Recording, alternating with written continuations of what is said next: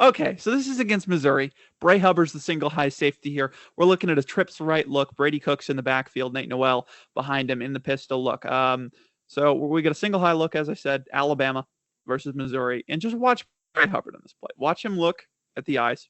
So Brady Cook is going to motion over Luther Burden here. He's going to motion him over to single high. Okay, so see Luther Burden on the outside here. Luther Burden's going to be on the outside. Brady Cook recognizes he's going into press coverage, single high safety. So he knows that this top right area of the field is going to be open.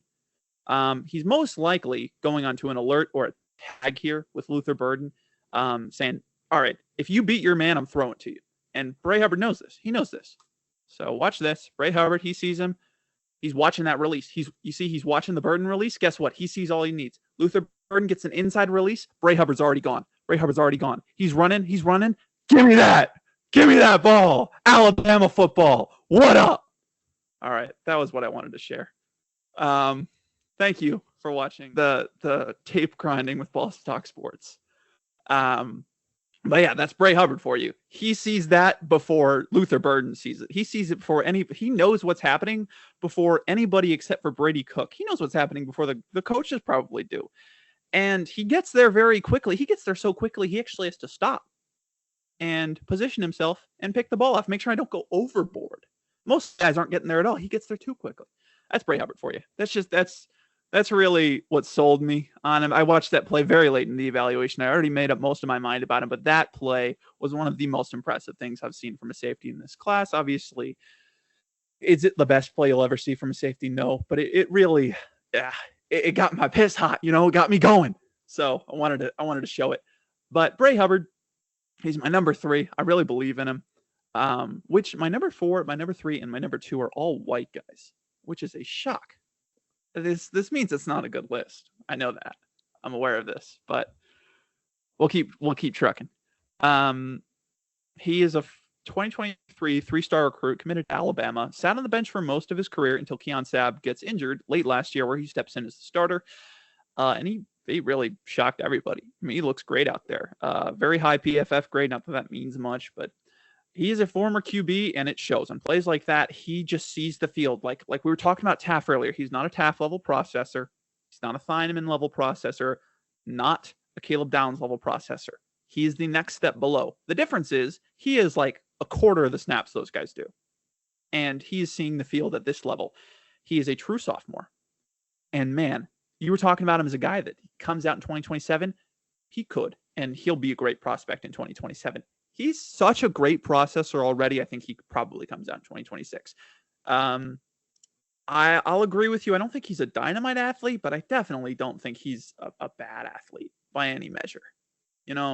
I think he's slightly above average at everything, and he's really nice at a couple of things. In man coverage, he will get beat by the best athletes, and he did, because it's Alabama. You're playing the best athletes, but everybody else, he's got a smooth mirroring technique. He knows exactly how to beat these guys, how to deconstruct them. And as I just showed you, this is a guy, he's a natural playmaker, had a ton of great, showing off the ball skills plays. He's got just elite instincts, the stuff that you can't teach. And that confidence to trigger, to see what you're seeing, and make the play, it's all there for Bray Hubbard. He's got that X factor, and that's what really makes me believe in him.